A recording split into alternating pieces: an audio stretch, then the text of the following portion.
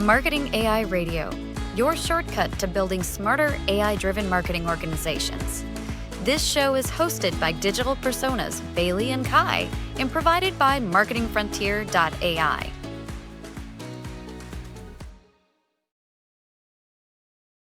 Hey everyone, and welcome back. Today we're going to be taking a deep dive into AI and how it's being used in marketing. Oh. We're looking at excerpts from Moving Beyond Random Acts of AI. Oh, okay. Have you heard of that one? I have heard of that, yes. It's really all about how to move beyond just kind of like throwing AI at a problem and actually using it strategically to get real business results. Yeah, I mean, it seems like everyone's talking about AI these days. It's everywhere. Yeah, but are they actually using it effectively? Right. That's the question, right? That's the big question. Like, everyone's jumping on the bandwagon, but is anyone actually steering? Exactly. And this source, it really dives into that, and they have this great term for it. I love this term. They call it random acts of AI. Yes. Which I think is so perfect. It's so perfect. Because it really captures that idea of, like, just doing things with AI without any clear strategy. Just throwing spaghetti at the wall and seeing what sticks. Yeah, basically. So what does that actually look like in practice? Well, what are some examples of these random acts of AI in the marketing world? You think about those chatbots that pop up everywhere? Oh, yeah. Sometimes they're helpful, but often they're just frustrating. Totally. Because they can't answer your actual question or they misunderstand you. Yeah, like they're not actually intelligent. They're just following a script. Right, and that's a classic example of a random act of AI. Just throwing technology at a problem without really thinking it through. Yeah, exactly. So what are some other examples? Well, they talk about AI-generated content that's just stuffed with keywords, but lacks any real substance or originality. Oh, yeah, like those blog posts that are written for robots, not humans. Exactly. Yeah. And then there are all those fancy analytics dashboards that are packed with data, but don't actually help marketers make better decisions. Yeah, you can have all the data in the world, but if you don't know what to do with it, it's useless. It's just noise. Right. So how do we get out of this random acts rut? Well, the good news is... Hit me with the good news.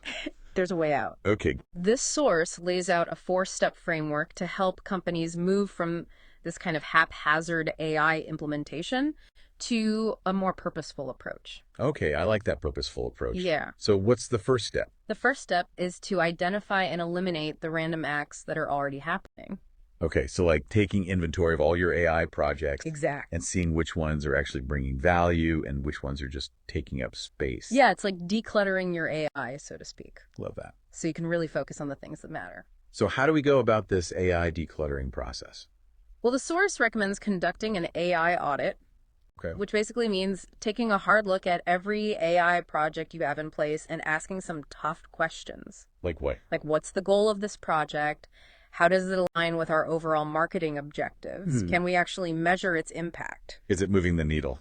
Exactly. Okay. And if the answer to any of those questions is no, or we're not sure, red flag, then it might be time to refine the project or even hit the pause button altogether. Okay, so it's about holding your AI initiatives accountable. Yes. Just like you would any other marketing activity. Exactly. You wouldn't just throw money at a billboard and hope for the best. Right. You'd track your results and see if it's actually working. Right. And it's the same with AI. Okay. You need to make sure it's actually delivering on its promises. There's a great case study in the source about Adobe and how they went through this process. Oh, yeah. Adobe's a great example. Can you tell us about that?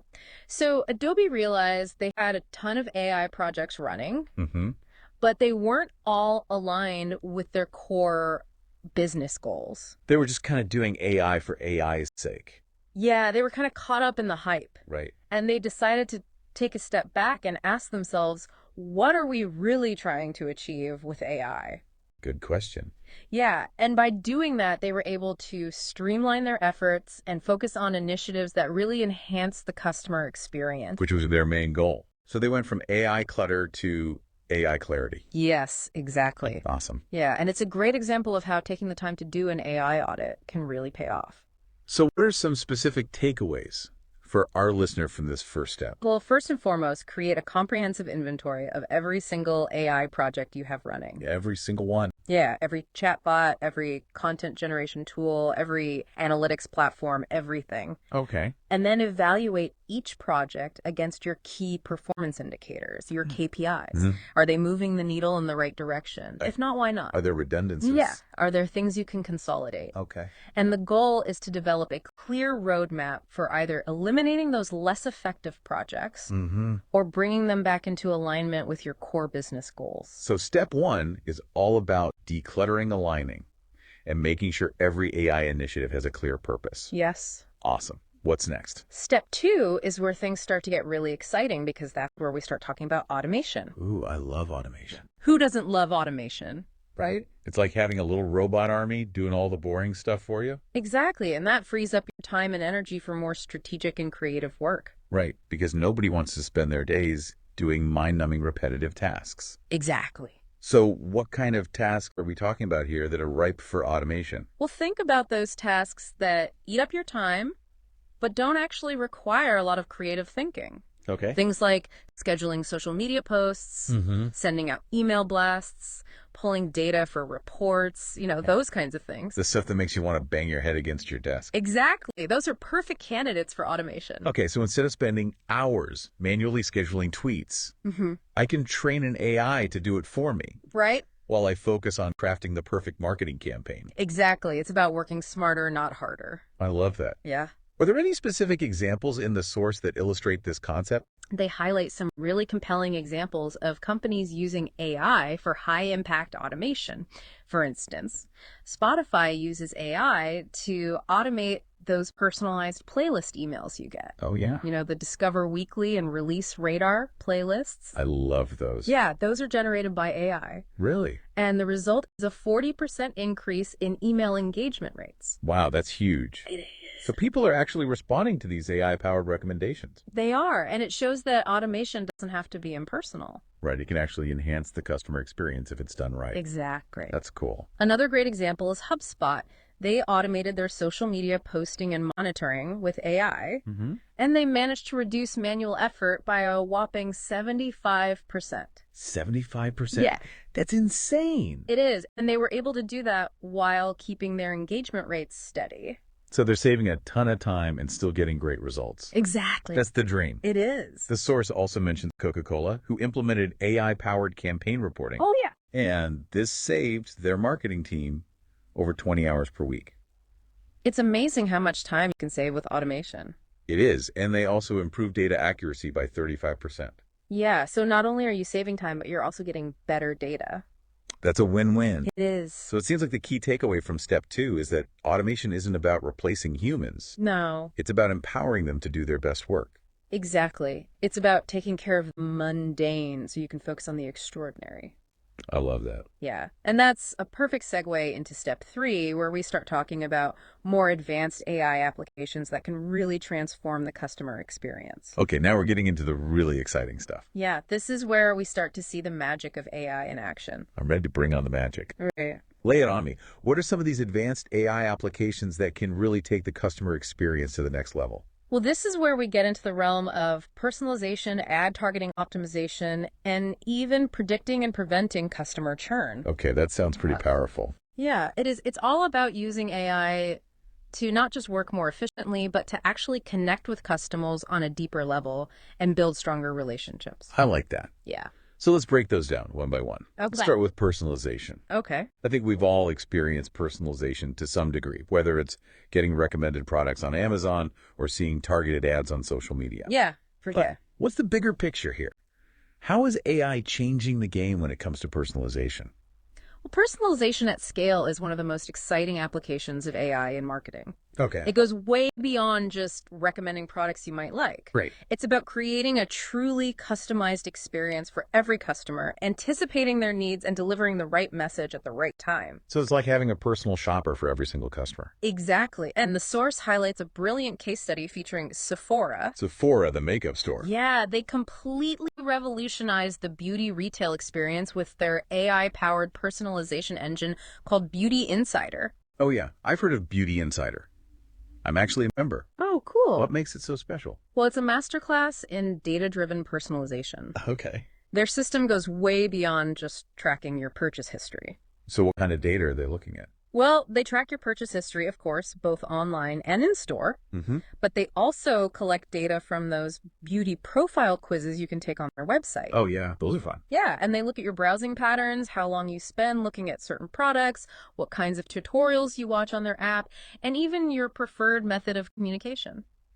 So they're building a pretty detailed profile of each customer. They are, and that's where the AI comes in. All right. It analyzes all of this data, identifies patterns, and makes predictions about what each customer is most likely to want. So it's like having a personal beauty concierge who knows exactly what you need before you even ask. Exactly. And it's not just about product recommendations. What else do they do? They also use this data to personalize your entire shopping experience. Like, Well, for example, they might send you personalized emails with product suggestions based on your skin type or the upcoming season. okay. Or they might show you targeted ads for products you've previously browsed. So it's about making the entire experience more relevant and engaging for the customer. Exactly. But does it actually work? Are people responding to this level of personalization? The results are pretty impressive. Okay, tell me more. Sephora saw an 11% increase in average order value, Wow. a 28% boost in conversion rates, and a 35% improvement in customer satisfaction scores. So people aren't just tolerating personalization, they're actually embracing it. They are, and it makes them feel seen and understood, which leads to greater loyalty and higher spending. That makes sense. It's about moving from a transactional relationship to a more personal connection. Exactly, and it's not just Sephora who's rocking the personalization game. Who else is doing cool stuff? Well, the source also mentions Amazon, Netflix, and Starbucks as examples of companies using AI to create more personalized experiences. Okay, let's dive into those a bit, shall we? Sure. Start with Amazon. They're obviously known for their recommendations. Yeah. But how are they using AI to personalize the entire shopping experience? Well, Amazon's personalization strategy is like the gold standard in retail. Yeah. Their system analyzes billions of data points. Billions. Billions to create a unique experience for every single customer. That's crazy. They track your behavior in real time, so if you linger on a certain product page, Mm-hmm. their recommendations adjust instantly. It's like they're reading my mind. Kind of, yeah, but in a good way. Yeah, not in a creepy way. Exactly, and they make sure the experience is consistent across all your devices. Right, so whether I'm on my phone, my laptop, or even talking to my Alexa, Yeah. I'm getting the same personalized recommendations. Exactly, and it's clearly working for them. How so? Amazon says 35% of their sales are generated through personalized recommendations. That's a huge chunk of their business. It is, and it shows the power of using data to anticipate customer needs and deliver a more personalized experience. Okay, what about Netflix? How are they using AI to keep us glued to our screens? Well, Netflix is a masterclass in personalization, too.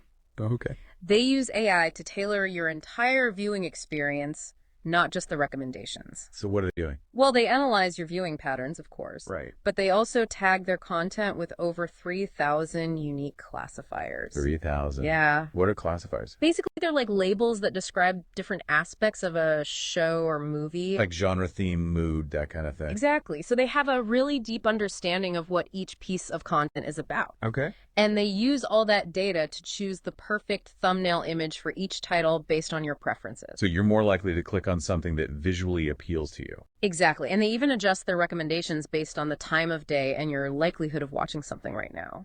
So they're using AI to figure out not just what I want to watch, but when I want to watch it. Yeah, pretty. That's next level personalization. It is. And then there's genre affinity scoring. Okay, what's that? It helps them figure out what kinds of content you gravitate towards. Okay. And they even have watch time prediction models, which estimate how likely you are to finish a show or movie. Wow, they're really pulling out all the stops. They are, and it's all designed to keep you engaged and coming back for more. And I'm guessing it's working. Oh, yeah, big time. Netflix says 75% of viewer activity is influenced by their personalized recommendations. That's a lot. It is. And they've also seen a 20% reduction in subscriber churn, which is huge in the streaming world. Yeah, where competition is fierce. Exactly. So they're keeping people happy and subscribed. That's the dream. It is. Okay, so we've talked about Sephora, we've talked about Amazon, we've talked about Netflix. Uh-huh. What about Starbucks? How are they using AI to personalize something as seemingly simple as a coffee run? Well, they have a sophisticated AI-driven system called Deep Brew. Deep Brew, I love that. It analyzes your mobile app behavior, your location data, time of day, purchase patterns, even weather patterns to create unique experiences for their millions of customers. So if it's raining, They might suggest a comforting latte. Exactly. And if you typically order a venti iced caramel macchiato with an extra shot at 8 a.m. on your way to work, they'll have it ready for you before you even step in line. That's amazing. And they also factor in your loyalty program interactions and any product affinities they've picked up on. It's like they're anticipating your every caffeine craving. Yeah, pretty much. No wonder they have such a loyal following. Right. What kind of impact has this level of personalization had on their business? Well, all this personalization is leading to some pretty sweet results. Okay, I'm listening. They've seen a 34% increase in mobile order revenue, a 15% jump in customer satisfaction scores, and a 25% improvement in promotional response rates. So they're making more money, their customers are happier, and their marketing is more effective. It's a win-win-win. That's awesome. Yeah, and that's just scratching the surface of what AI can do for personalization. Right. It's about understanding each customer as an individual and catering to their specific needs and desires. Exactly. This creates a deeper connection and fosters loyalty in a way that generic marketing simply can't, Exactly. It's about moving from mass marketing to personalized marketing. where every interaction feels tailor-made. Exactly. I'm convinced personalization is a game changer. It is. But let's shift gears a bit and talk about ad targeting optimization. Okay. This is an area where AI can get a little creepy, right? You can definitely feel that way. Like those ads that follow you around the internet after you've looked at a certain product. I know what you mean. It's like they're watching my every move. It can be a little unnerving. But it doesn't have to be creepy if it's done right. Exactly. It's all about using data responsibly and ethically. Okay. And the source provides a great example of how Starbucks is using AI to optimize their ad targeting in a way that feels helpful and relevant, not intrusive. Okay. I'm all ears. Tell me more. So they're using machine learning to analyze customer purchase patterns and predict the best times to send out those tempting promotional offers. They're also personalizing ads based on things like the weather and local events. So if there's a big game happening, I might see an ad for a special game day beverage or snack. Exactly. And if it's a sweltering summer day, they might tempt you with an iced coffee or a frappuccino. So it's about being contextually relevant and adding value to the customer experience. Precisely. It's not just about bombarding people with ads. Right. It's about showing them the right ads at the right time when they're most receptive to the message. That's smart marketing. It is. And all this data crunching has led to a 20% improvement in ad performance for Starbucks. That's significant. It is. It means they're not wasting money on ads that people ignore. Right. They're reaching the right people with the right message at the right time. Exactly. That's a win for the business and a win for the customer who isn't bombarded with irrelevant ads. Exactly. It's a win-win situation. Okay, so we've talked about personalization. We've talked about ad targeting optimization. What about the last piece of the puzzle? Customer churn prevention. Oh, yes. The holy grail of marketing, keeping those hard-won customers coming back for more. Exactly. Churn is the enemy. It is. And AI can be a powerful weapon in the fight against churn. Okay, tell me more. How does it work? Well, Netflix, once again, is the undisputed champion in this arena. Netflix again. Yeah, they're really good at this. Okay. Their AI-powered retention strategy is seriously impressive. Okay, tell me their secrets.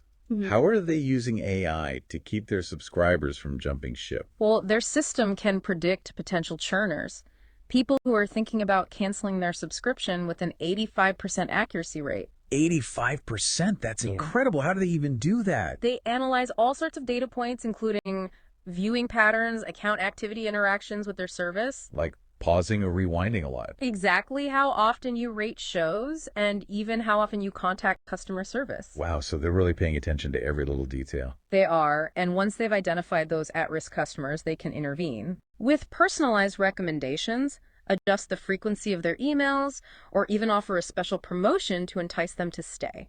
So it's like a preemptive strike against churn. Exactly. They're not waiting for people to cancel. Right. They're proactively reaching out to keep them engaged. That's smart. It is, and it's working wonders for them. They've managed to reduce their churn rate by 25%. 25%? That's huge. It is, especially in the streaming world where subscriber retention is everything. Right. So AI is helping them keep their customers happy and subscribed. Which is ultimately what it's all about, right? Exactly. This has been a fascinating look at how AI is changing the marketing game.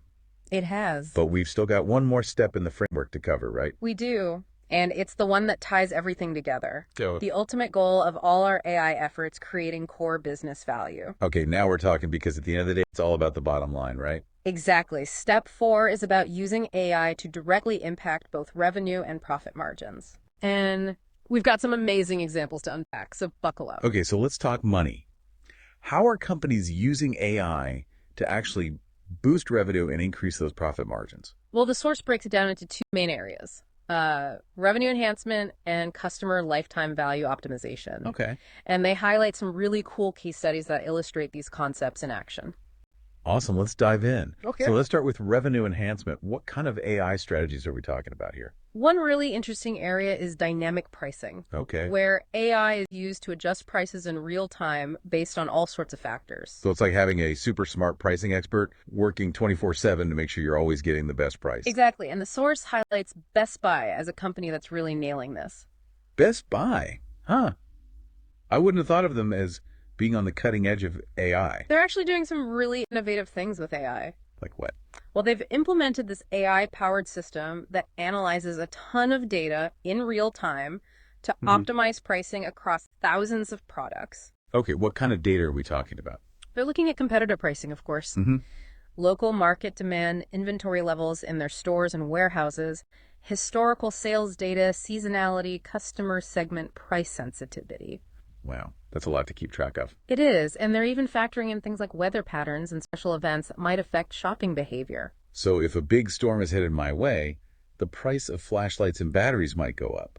It's possible, and all this real-time analysis means they can adjust prices instantly to stay competitive and maximize their profits. That's amazing. It's like they have a crystal ball that predicts shopping behavior. Right. But does it actually work? The results are pretty impressive. Okay. They've reported a 10% increase in profit margins, a 15% reduction in inventory costs, and a 25% improvement in price competitiveness. So they're making more money, saving money, and staying ahead of the competition. Exactly. That's a win-win-win. It is dynamic pricing is definitely a game changer. All right. What other revenue-boosting strategies does the source highlight? Another powerful approach is using predictive analytics for sales. Yeah. And when it comes to predicting the future of customer demand, Amazon is leading the pack. Of course they are. It seems like they're at the forefront of every AI innovation these days. They really are, and their AI-powered inventory management system is a perfect example of this. Tell me more.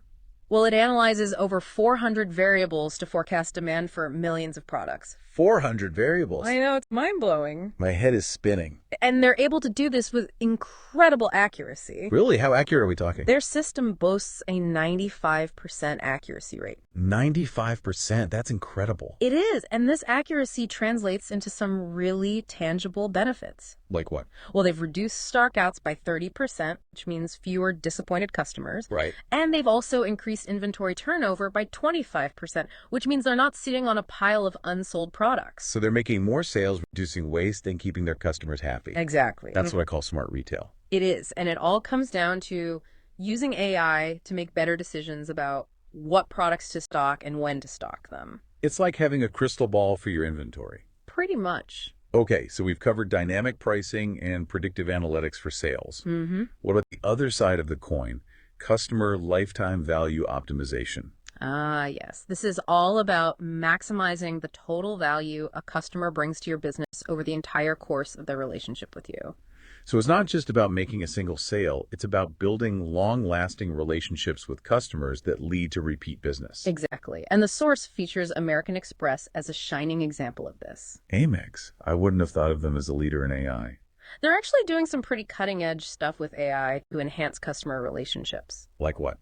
Well, they've developed this sophisticated AI system that's all about understanding their customers on a deeper level and building stronger, more profitable relationships. Okay, how does it work? It uses predictive modeling to identify high-value customers who are likely to spend more and stay loyal over time. So they're using AI to identify their VIPs, the customers who are worth their weight in gold. Exactly. And they also have early warning systems that can detect when a customer is at risk of churning so they can intervene before it's too late. So they're proactively trying to prevent churn Yeah. by keeping customers engaged and happy. Exactly. And they're also using AI to detect fraud in real time, which not only protects their business, but also builds trust with customers. Okay. They also personalize rewards programs based on individual preferences, and they even use AI to assess credit risk more accurately. Wow. So they're using AI to optimize every aspect of the customer relationship. They really are, and the results speak for themselves. Okay. What kind of results are we talking about? They've reported a 20% increase in customer lifetime value,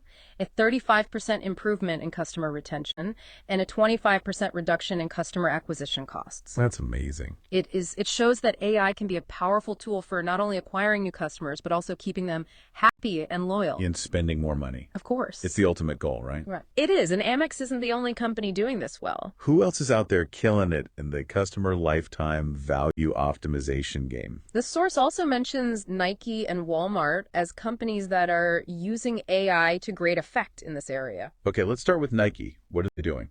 Well, Nike is really focused on their direct-to-consumer strategy, and they're using AI to analyze consumer behavior across all their channels, predict trends, personalize marketing, and optimize their supply chain. So they're using AI to create a more seamless and personalized experience for their customers from start to finish. Exactly, and it's led to some pretty impressive results. Like what? They've seen a 30% growth direct-to-consumer sales, a 25% reduction in marketing costs, and a 40% improvement in campaign conversion rates. Wow, it's huge. It is their AI-powered strategy is really paying off. Okay, what about Walmart? How are they using AI? Well, Walmart is all about efficiency, and they've implemented this AI-driven revenue optimization platform that helps them squeeze every last bit of profitability out of their operations. Okay, how does it work? It uses AI to forecast demand at the store level, implement dynamic pricing, analyze customer segments, and optimize inventory management. It sounds like they're leaving no stone unturned. They're not, and the results are impressive. I bet. What have they achieved? Well, they've seen a 15% increase in revenue per store,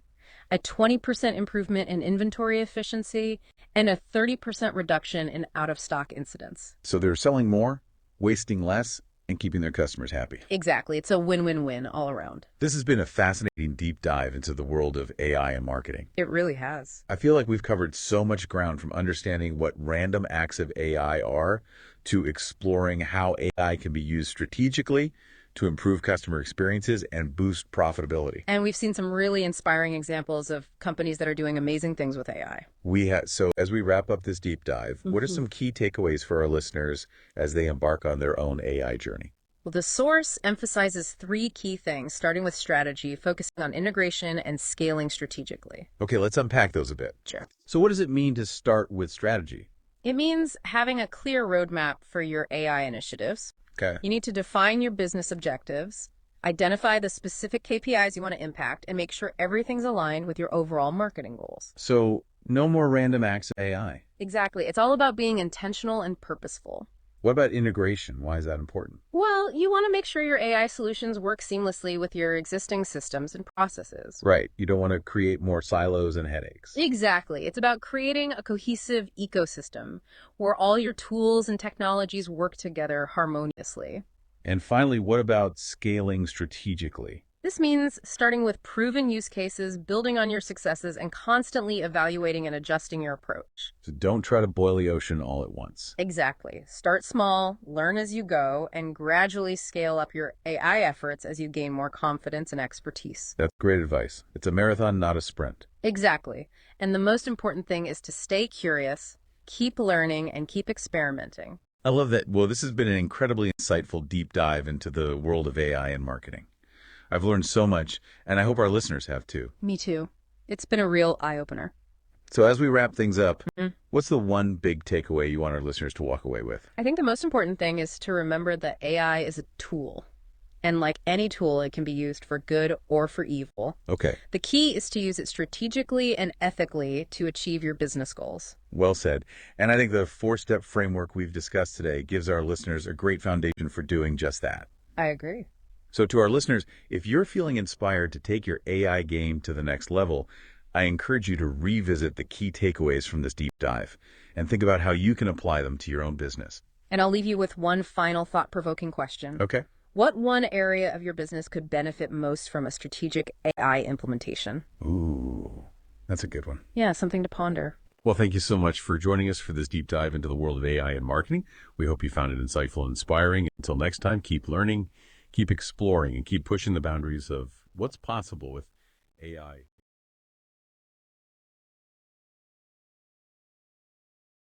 Thanks for listening to the show today. Be sure to subscribe so you never miss an episode. Visit us at marketingfrontier.ai for more resources, tools, and expert advice. And until next time, keep pushing the boundaries of what AI can do for you.